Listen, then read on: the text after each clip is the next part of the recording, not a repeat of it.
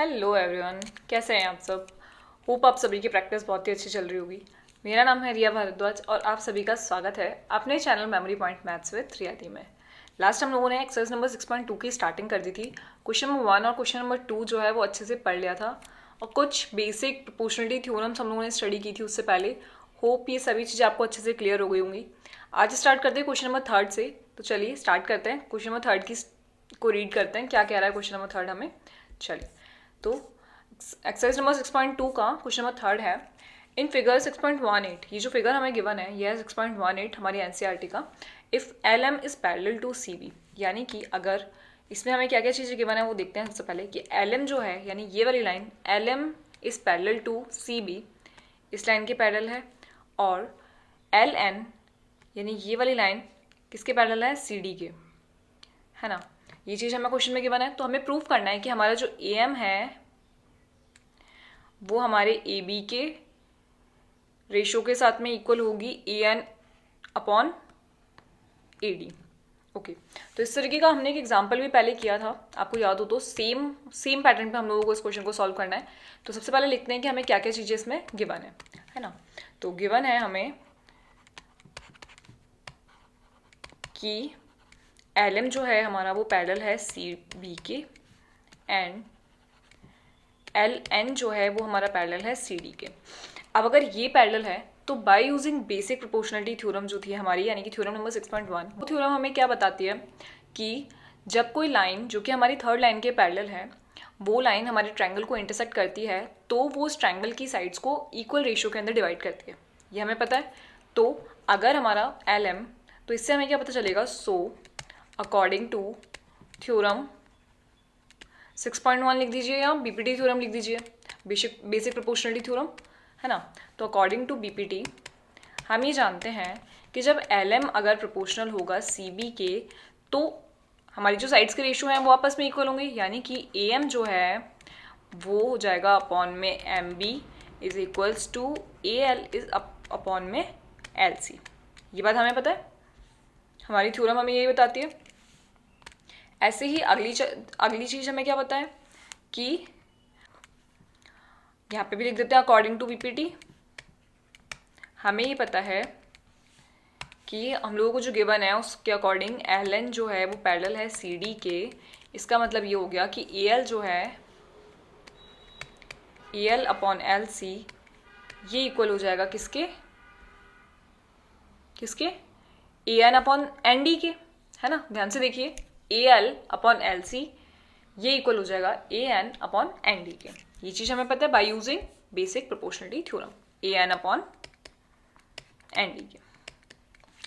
ठीक है, तो यहाँ तक तो हमें पता है। अब हमें क्या पता चल रहा है, देखते हैं क्वेश्चंस में। क्वेश्चन हमें क्या कह रहा है आगे कि ए एन अपॉन एन डी हो गया। नाउ अगर आप ध्यान से देखें इस इक्वेशन को और इसको, तो ये जो है ये भी A L upon L C के इक्वल है और ये भी A L upon L C के इक्वल है। तो जब ए इक्वल्स टू बी है और बी इक्वल्स टू सी है तो ये दोनों भी आपस में इक्वल हो जाएंगे, है ना। यानी ए इक्वल्स टू सी हो जाएगा ना। ये मैंने एक सिर्फ एग्जाम्पल दिया है कि जब हमारा ए बी के इक्वल है और बी जो है वो सी के इक्वल है तो ए और सी भी आपस में इक्वल हो जाएंगे। दैट्स मीन इसका क्या मतलब हुआ, अकॉर्डिंग टू फर्स्ट पॉइंट और सेकेंड पॉइंट हमें ये पता चल रहा है कि हमारा जो ए एम है A M upon M B, A M upon M B वो इक्वल हो जाएगा हमारे A N upon N D के। क्या ये बात समझ में आई? देखिए इसको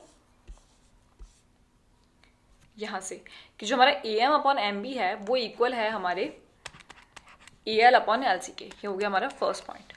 ऐसे ही जो हमारा A L upon L C है वो इक्वल है हमारे A N upon N D के। तो A M upon M B जो है वो A N upon N D के इक्वल हो जाएगा अकॉर्डिंग टू फर्स्ट पॉइंट और सेकंड पॉइंट, है ना। अब अगर मैं इसको रेसिप्रोकल कर दूँ तो इसके रेशियो में तो कोई फर्क नहीं पड़ेगा। तो अगर मैंने इसको रेसिप्रोकल कर दिया इस तरीके से कि M B upon A M लिख दिया तब ये इक्वल रहेगा N D upon A N के, है ना। कुछ फर्क नहीं पड़ा इससे ना। अब हम क्या करेंगे कि मुझे बनाना है पूरी वाली लाइन को, ये जो बड़ी वाली लाइन है ये। अभी तक तो हम लोगों ने हाफ ऑफ लाइन लिए, अब मुझे अभी तक हम लोगों ने रेशियो के अंदर क्या देखा, इतनी लाइन और इतनी लाइन, है ना। बट अब मुझे according to question A M तो चाहिए, ये हाफ वाला तो चाहिए, बट साथ में चाहिए ए बी, ये पूरी लाइन।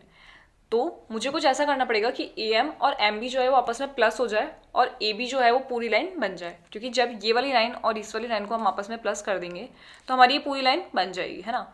तो कुछ ऐसा करने के लिए मैं क्या करूँ, देखिए, अगर मैं बोथ साइड ऐड कर दूँ +1 और +1 कर दूँ दोनों तरफ, तो कोई फ़र्क नहीं पड़ेगा। जो भी है चेंज अगर हम इक्वल्स के दोनों तरफ कर रहे हैं तो हमारी इक्वेशन में कोई भी चेंज नहीं होता है, ठीक है।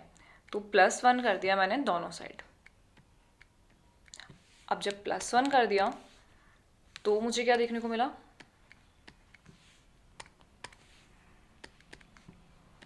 यहाँ पर ए एम है,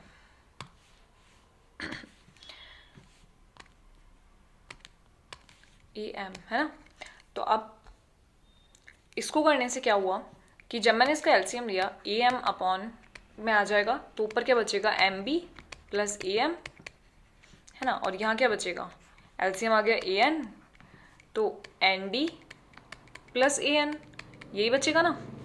जब इसके अपॉन में 1 मानकर हम इसका एलसीएम ले लेते हैं तो यही हमें देखने को मिलता है। क्लियर है। अब इससे मुझे क्या मिला, देखिए, A M upon M B plus A M मिलकर क्या बन रहा है, ध्यान से देखिएगा, एम बी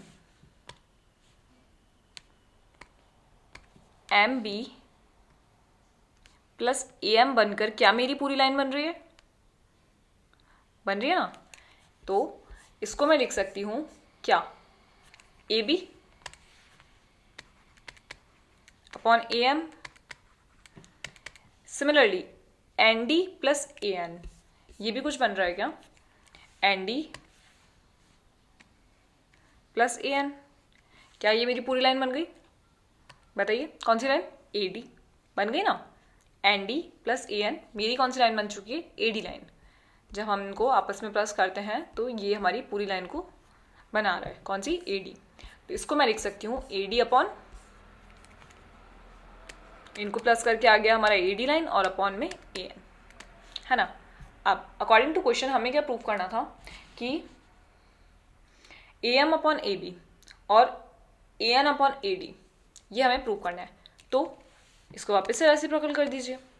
इसका जब हमने रेसिप्रोकल किया तो कुछ भी चेंज नहीं होगा, क्योंकि हम बोथ साइड से चेंज कर रहे हैं, बोथ साइड से रेसिप्रोकल करेंगे उसका, तो ये हो जाएगा A N upon A D. और यही हमें प्रूफ करना था, है ना। यानी कि ये हो गया हमारा प्रूफ, हैंस प्रूफ। तो समझ आया कितना ईजिली हम लोगों ने प्रूव कर दिया इसको। तो ये बात ध्यान रखिएगा कि जब भी हम लोगों को इस तरीके से पूरी लाइन को बनाना है रेशियोज़ को ऐड करके, तो क्या प्रोसेस करनी होती है, दोनों तरफ +1 कर दीजिए और +1 करते ही जब हम उसका एलसीएम लेंगे तो वो हमारी पूरी लाइन को ऐड करके हमें मिल जाएगी, है ना। सेम ऐसी तरीके से हम लोगों ने एग्जाम्पल किया था। तो होप वो एग्जाम्पल और ये क्वेश्चन आपको बहुत अच्छे से क्लियर हो गया होगा। एक बार खुद से पूरे क्वेश्चन को पढ़ लीजिए, पढ़िए।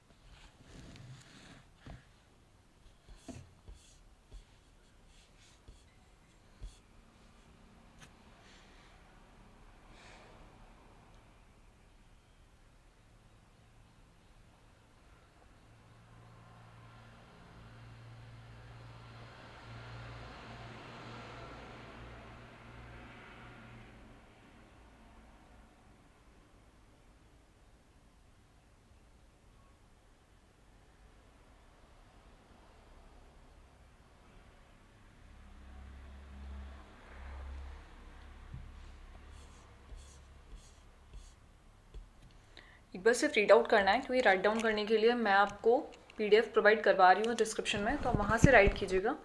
बट अभी एक बार सिर्फ पढ़ लीजिए कि किस तरीके से हमने इसको सॉल्व किया है ना। तो होप ये वाला क्वेश्चन आपको क्लियर हो गया होगा। अगला क्वेश्चन चल रीड आउट करते हैं।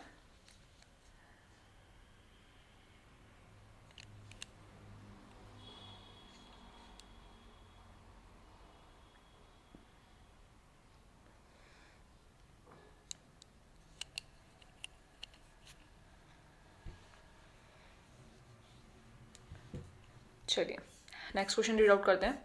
क्वेश्चन को पढ़ते ही सबसे पहले गिवन लिखिए, और गिवन से हमें क्या क्या पता चल रहा है उससे क्वेश्चन की स्टार्टिंग कीजिए। उसके बाद ही आपको क्वेश्चन बिल्कुल इजी लगने लग जाएगा, ठीक है। चलिए तो सॉल्यूशन देखते हैं क्वेश्चन नंबर 4 का। क्या कह रहा है, इन फिगर 6.19, ये जो फिगर हमें गिवन है इसमें हमें क्या गिवन है कि DE जो है वो पैरेलल है AC के। ओके, यानी कि DE जो है, DE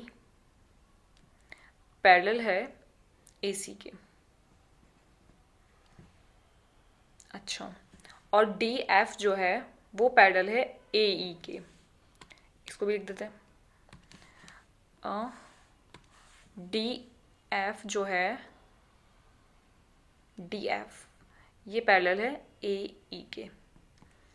ओके, तो ठीक है, समझ आया कि जो DE लाइन है वो तो पैरेलल हो गई AC लाइन के, और जो DF लाइन है वो पैरेलल हो गई AE लाइन के। ये चीज़ हमें क्वेश्चन में गिवन है, और हमें प्रूफ क्या करना है कि BF upon FE, BF upon FE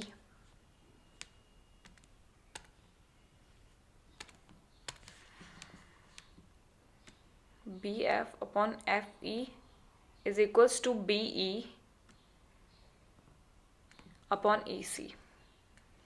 ठीक है, तो ये चीज़ हमें प्रूव करनी है कि BF upon FE is equal होगा हमारा किसके, BE अपॉन AC के। ठीक है, बहुत ईजी है प्रूफ करना। तो सबसे पहले देखते हैं क्या क्या गिवन है, लिख देते हैं उनको। तो गिवन है, हमें क्वेश्चन में गिवन ज़रूर लिखना है कि DE जो है वो पैरेलल है AC के, एंड DF जो है वो पैरेलल है AE के। अब जब ये पैरेलल हो जाएंगे तो ध्यान से देखिएगा कि क्या यहाँ पे हमारी BPT थ्योरम जो है, हमारी थ्योरम नंबर 6.1 वो बन रही है। जो हमारी बेसिक प्रोपोर्शनल थ्योरम है, अगर वो बन रही है तो DE के साथ में AC पैरेलल है ना। तो क्या मैं ट्रायंगल ABC ले लूँ तो मुझे कुछ पता चलेगा उससे। इन ट्रायंगल ABC, ध्यान से देखिएगा, ABC जो ट्रायंगल है, जो पूरा ट्रायंगल है, उसमें मुझे ये पता है कि DE जो है वो पैरेलल है हमारे AC के। तो क्या मेरा BD upon DA is equals to हो जाएगा BE अपॉन EC के। इतना समझिए, सबसे पहले हमने पूरा वाला ट्रायंगल लिया है, जो हमारा पूरा ट्रायंगल है ABC, उसमें से हमें ये पता है कि हमारा जो DE लाइन है वो AC लाइन के पैरेलल है। एक बार को DF और AE को बिल्कुल भूल जाइए, सोचिए कि है ही नहीं, ठीक है। तो अगर इस ट्रायंगल के अंदर हमारा DE पैरेलल है AC के, तो क्या मेरा BD upon DA is equal हो जाएगा BE अपॉन EC के, हो जाएगा बाय BPT थ्योरम नंबर 6.1 हो जाएगा ना। सिमिलरली मुझे जो सेकंड चीज़ गिवन है उसके अकॉर्डिंग मेरा कौन सा ट्रायंगल बन रहा है, ध्यान से देखिएगा। सेकंड मुझे गिवन है DF और AE, तो उसके लिए क्या मैं ट्रायंगल ABE ले लूँ, ये वाला ट्रायंगल ले लूँ,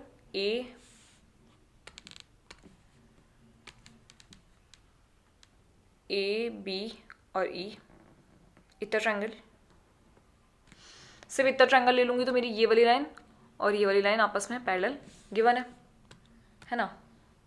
सिर्फ इतना ट्रायंगल लिया, ट्रायंगल ABE, तो उससे मुझे DF और AE जो है वो पैरेलल ईजिली मिल रहे हैं उसके अंदर। तो मेरी BPT जो है, BPT थ्योरम जो है वो यहाँ पे हम लगा सकते हैं। तो लिख देते हैं क्या, इन ट्रायंगल, कौन सा ट्रायंगल लेंगे इस बार, इन ट्रायंगल ABE मुझे पता है कि मेरा जो DF है वो पैरेलल है AE के।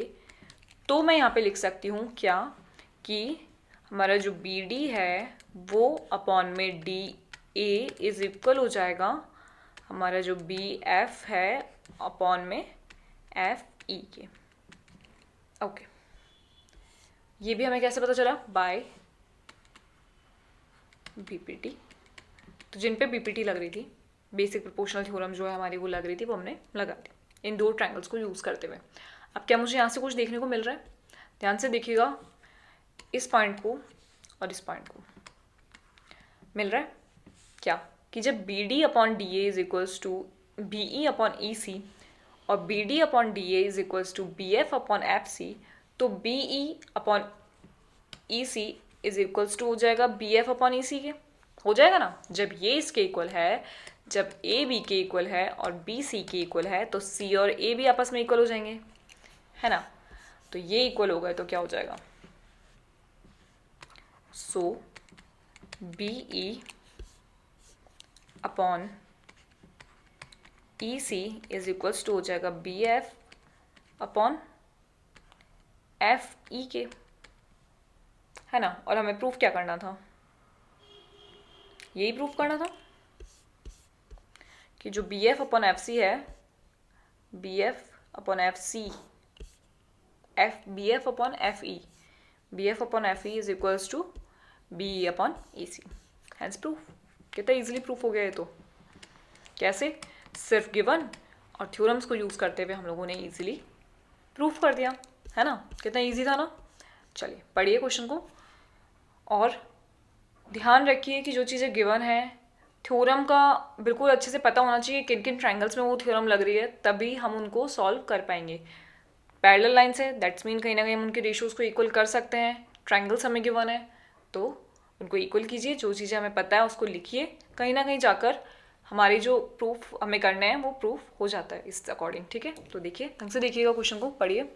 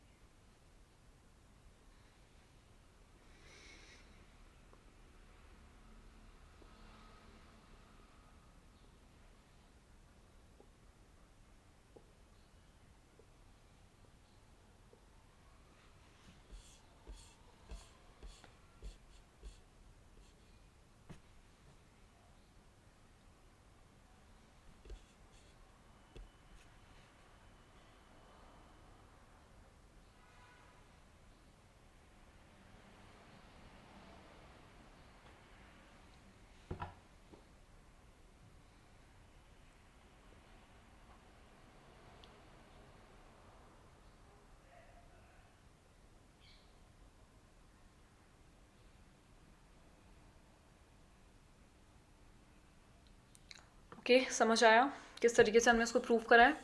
काफ़ी इजी क्वेश्चन था, बस गिवन और थ्योरम का यूज़ करते हुए इजीली प्रूव हो गया, है ना? चलिए क्वेश्चन नंबर 5 को रीड आउट करते हैं। क्या कह रहा है क्वेश्चन नंबर 5? और जो चीज़ें हमें गिवन है उनको लिखेंगे और हमारी थ्योरम्स को यूज़ करते हुए प्रॉब्लम को सॉल्व करेंगे। चलिए, इन फिगर, ये जो फिगर हमें गिवन है इसमें हमें क्या पता है कि जो हमारा डी ई है, जो हमारा डी ई है वो पैरेलल है ओ क्यू के, ओ क्यू के, ठीक है? और जो हमारा डी एफ है, जो हमारा डी एफ है वो पैरेलल है ओ आर के। ओके, तो जैसे अभी पहले वाले क्वेश्चन में ट्रायंगल्स देखे थे, उस अकॉर्डिंग ट्रायंगल देखकर हम लोग बता सकते हैं कि कौन कौन से ट्रायंगल्स बन रहे हैं। तो इसके लिए तो बन रहा है हमारा जो लास्ट वाला है उसके अकॉर्डिंग तो बन रहा है ओ पी ओ आर, ये वाला ट्रायंगल, है ना?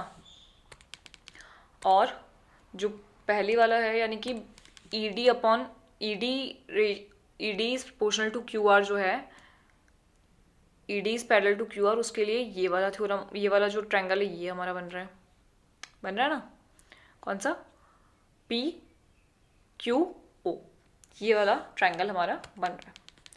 ठीक है, अब हमें क्या शो करना है कि हमारा जो EF है, EF ये वाली लाइन, EF जो है वो पैरेलल हो जाएगी QR के। ये हमें प्रूफ करना है। ठीक है, तो जो चीज़ें हमें गिवन है सबसे पहले वो लिखते हैं, इसको हटा देते हैं और लिखना शुरू करते हैं गिवन। देखते हैं क्या क्या चीज़ें हमें पता चलती हैं। तो गिवन हमें पता है DE is parallel to OQ and DF जो है वो पैरेलल है OR के। ठीक है, तो इन ट्रायंगल लिखिए इन ट्रायंगल PQO हम BPT लगा सकते हैं। क्या ट्रायंगल BQO पर BPT लग सकती है? कैसे? जब ED पैरेलल है QO के तो PE अपॉन EQ और PD अपॉन DO इक्वल हो जाएंगे, है ना। तो if ED is proportional to QO, that's mean PE upon EQ is equals to PD upon DO। कैसे? by BPT, है ना। और हमें क्या पता है, अब लेते हैं अगला वाला ट्रायंगल जो हम लोगों को कंडीशन के बना है उसके according. In triangle POR if DF जो है वो पैरेलल हो जाएगा QR के, तो यहाँ हमारे BPT थ्योरम के अकॉर्डिंग क्या बन रहा है कि हमारा जो PD है अपॉन DO वो हमारा किसके इक्वल हो जाएगा, PF अपॉन FR के, PF अपॉन FR के बाय यूजिंग BPT। ठीक है, तो इसको एक बार ध्यान से देखिए, क्या इतना समझ में आया। BPT थ्योरम लगा दी, पैरेलल गिवन था तो पैरेलल के अकॉर्डिंग ये देखा कि कौन कौन से ट्रायंगल्स में पैरेलल लाइंस गिवन है, उसके अकॉर्डिंग हम लोगों ने उनके रेशियोज को डिवाइड कर दिया। ठीक है, अब क्या मुझे यहाँ से कुछ देखने को मिल रहा है, by using point 1 and point 2। देखिए कि जब हमारा PE upon EQ is equals to PD upon DO है और PD अपॉन DO जो है वो PF अपॉन FR के इक्वल है, सो PE अपॉन EQ इक्वल हो जाएंगे PF अपॉन FR के, हो जाएंगे। क्या ये आपस में इक्वल हो जाएगा, PE upon EQ is equal हो जाएगा PF अपॉन FR के। वही सेम चीज, A equals to B, B equals to C, then A equals to C। जब A B के इक्वल है, B C के इक्वल है, तो A और C भी आपस में इक्वल होंगे। उसके अकॉर्डिंग हमारे जो PE अपॉन EQ है वो हमारा इक्वल हो गया PF अपॉन FR के। अब क्या इससे मुझे कुछ देखने को मिल रहा है, देखिएगा, PE upon EQ is equals to PF upon FR। क्या मुझे कुछ मिला? क्या मुझे ट्रायंगल PQR अगर मैं देखूं, ये जो पूरा ट्रायंगल हमें गिवन है, ये जो पूरा ट्रायंगल मुझे गिवन है, इसमें मुझे जब PE अपॉन EQ और PF अपॉन FR मिल गया, तो क्या मैं ये कह सकती हूँ कि मेरी ये वाली लाइन और ये वाली लाइन आपस में पैरेलल होगी? बताइए कि जब मेरे ये वाली लाइंस के रेशियोज जो हैं वो आपस में इक्वल हैं, PE अपॉन EQ और PF अपॉन FR, तो क्या इस ट्रायंगल में मेरे EF और QR जो है वो आपस में इक्वल हो जाएंगे? कैसे? वो जो हमारी कन्वर्स वाली थ्योरम थी, कन्वर्स BPT की, जब रेशियोज इक्वल है तो वो लाइंस भी आपस में पैरेलल होंगी, कन्वर्स वाली BPT। तो कन्वर्स BPT अगर हम यहाँ पे यूज़ करेंगे तो हम लोगों को ये देखने को मिल रहा है। और साथ में हमें प्रूफ क्या करना था, हमें प्रूफ भी यही करना था कि EF अपॉन QR जो है वो पैरेलल होंगे। तो डायरेक्ट लिख दें इसको। सो क्या लिखूं, जब हम लोगों को रेशियोज उसके इक्वल मिल गए हैं, so by using converse BPT, या फिर क्या theorem number 6.2, if PE upon EQ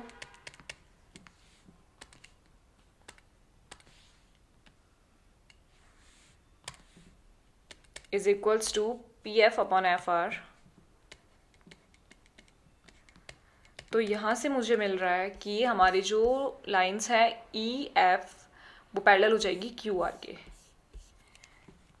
so EF is parallel to QR, hence proof. कितना इजीली प्रूफ हो गया।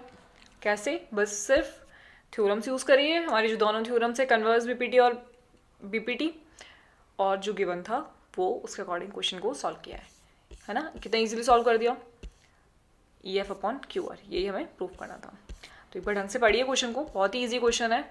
सिर्फ जो गिवन है उसके अकॉर्डिंग ट्रायंगल्स को देखिए और प्रूफ करना शुरू कीजिए, तो जो हमें प्रूफ करना होगा वो ईजिली प्रूफ हो जाएगा। पढ़ लीजिए एक बार ध्यान से, और खुद से क्वेश्चन की प्रैक्टिस ज़रूर करनी है, ठीक है। जब हम खुद करने बैठते हैं ना तब हमें ज़्यादा समझ में आते हैं जो ABCD वाले जो क्वेश्चन ये जो ट्रायंगल्स की लाइंस चल रही हैं, साइड्स चल रही हैं। मे बी स्क्रीन पे आपको इतना ढंग से समझ में ना आ रहा हो, मैं कोशिश पूरी कर रही हूँ कि आप लोगों को एक एक लाइन समझ में आए, बट फिर भी खुद से क्वेश्चन की सॉल्यूशन ज़रूर करना है, चाहे फिर वो किसी भी तरीके के क्वेश्चन हो। नहीं आए तो ज़रूर पूछ लीजिएगा, कोई भी डाउट अपने मन में मत रखिएगा, ठीक है। आप मुझे मेल कर सकते हैं, कमेंट कर सकते हैं, किसी भी तरीके से पूछ सकते हैं। एक बार रीड आउट कर लीजिए पूरा, पढ़िए।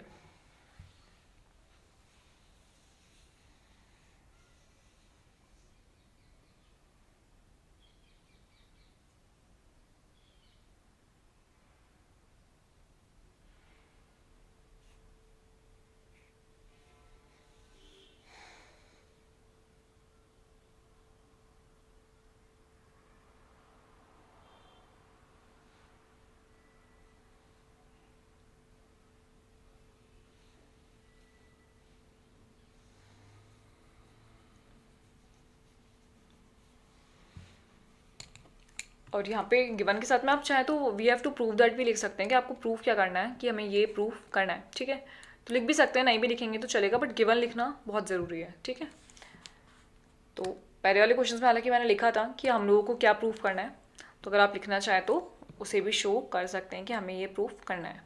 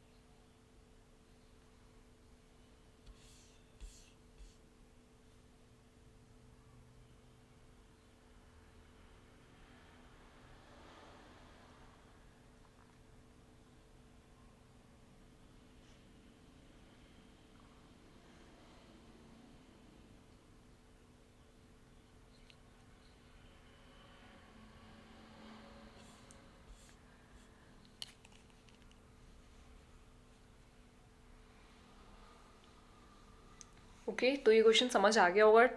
खुद से प्रैक्टिस कर लीजिएगा एक बार इन तीनों क्वेश्चंस की, अगर कुछ नहीं आता है तो पूछ लीजिएगा। तो आज के लिए इतना ही। ओके, तो मिलते हैं अगले लेक्चर में, जब तक के लिए प्रैक्टिस कीजिए और क्लास को लाइक और शेयर करना बिल्कुल मत भूलिएगा। Okay, bye bye and have a nice day.